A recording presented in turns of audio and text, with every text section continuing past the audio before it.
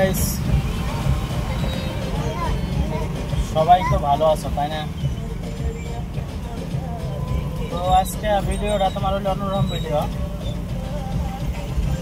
আমরা যে কেরালা আছি তার মধ্যে আমরা কি হালে আছি না আছি ওটা একটা ভিডিও। যেমন আমরা কেরালা আছি,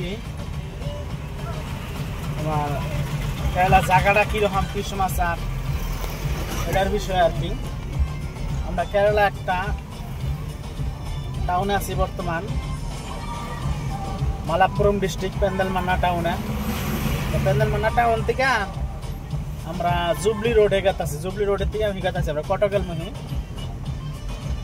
আমরা একটা ওভার ব্রিজের উপরে আছি।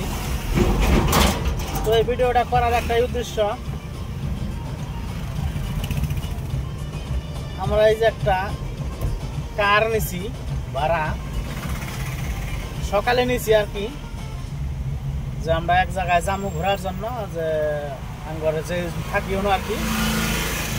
আর অনেক যোগাযোগ করলাম, পরে কয় যে ঠিক আছে তোরা যাবি কার পাবি আর কি। আমি বললাম কিবা ভাড়া, কি সমাচার, কিবা ভাড়া? পরে কয় যে 1200 টাকা লাগবো, সারাদিন যত ঘুরবার পাস রাইতে না গাড়ি বাইতে দিলি 1200 টাকা তেল আমার, যত ঘুরি আর কি, যেটা ঘুরি মনে হয় যা করি তা করি। সকালে গেলাম আমি, যাওয়ার পরে গাড়ি আমাকে দিয়ে দিল। আমি তো সকালে বাইরেছি আর কি, সকালে বাইরিয়া তোমার ওই সকাল 9টার দিকে আমি বাইরেছি আর কি। বাইরিয়া মোটামুটি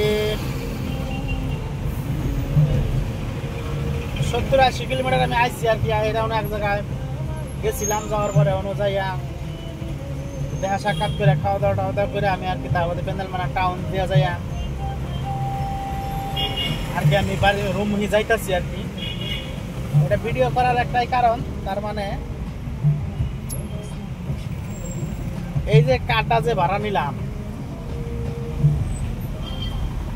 কারটা ভাড়া নিলাম নিয়ে হেরা যে আমি এই যে ঘুরতাছি, আমি একটা বাইরের মানুষ,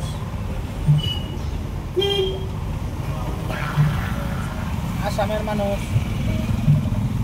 যাই হোক, যতই লাইসেন্স থাক, যতই জায়গা থাক, তাও একটু বলে কিন্তু অল্প ভয় পায় আর কি মানুষের। তারা দেখি তাও পায় না। আমরা আসামে হলে বা যে কোনো জায়গায় হলে, অন্য জায়গায় হলে তোমার বহুত কিছু জিজ্ঞাসাবাদ করবো, বা তোর ড্রাইভিং লাইসেন্স দে, বা তোর আধার কার্ড জমা দে, এরকম জিজ্ঞাসাবাদ করবো আর কি। এখানে তো কোনো জিজ্ঞাসাবাদ নাই, কিছু নাই, ডাইরেক্ট গেলাম, ডাইরেক্ট আমার গাড়ি দিয়ে দিল। জিজ্ঞাসা করলো না, খালি জিজ্ঞাসা করার মধ্যে জিজ্ঞাসা করলো যে তুই যাবি কোনো যাবি, কতদূর যাবি, এইটুকু জিজ্ঞেস করলো। আর কোনো জিজ্ঞাসাবাদ নাই। না তোর ড্রাইভিং লাইসেন্স আছে, না তোর আধার কার্ড আছে, না তুই ইন্ডিয়ান, না বাংলাদেশি, না পাকিস্তানি, কোনো জিজ্ঞাসাবাদ নাই।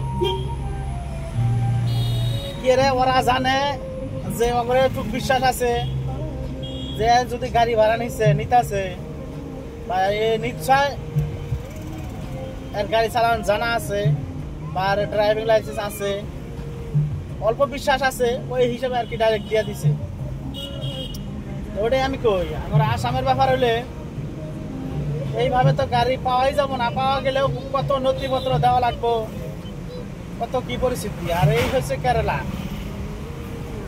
এটাকেই বলে কেরালা, বুঝছো না? তাহলে কত বিশ্বাসী ওদের রয়েছি আমরা, আর কত সুন্দর জায়গায় রয়েছি আর কি, বুঝছো না? তো এই হয়েছে, আমরা কেরালায় বসবাস করি, কোনো প্রবলেম নাই। আর আমাদের আসাম এই বলে তুই বলে তোর প্যান কার্ড দেখা, এই বলে তোর আধার কার্ড দেখা, এই বলে তোর জন্ম সার্টিফিকেট দেখা। এই হয়েছে আমাদের আসামের পরিস্থিতি। আসাম আর কেরালার সাথে ডিফারেন্স করবা গেলে রাত দিন ডিফারেন্স হওয়া লাগবে। কেরালা এত শান্তির জায়গা, আমাদের আসামের হিসাবে করবা গেলে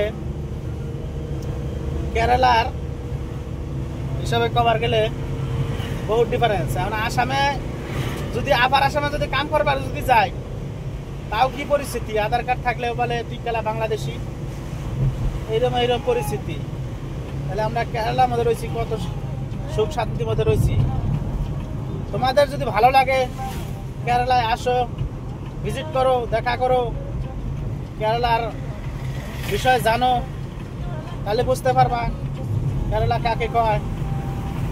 তো এই হচ্ছে আমাদের ভিডিও। তো ভালো লাগলে লাইক শেয়ার কমেন্ট অবশ্যই করবা তোমরা। তো ঠিক আছে, দেখা হবে আবার পরের ভিডিওতে।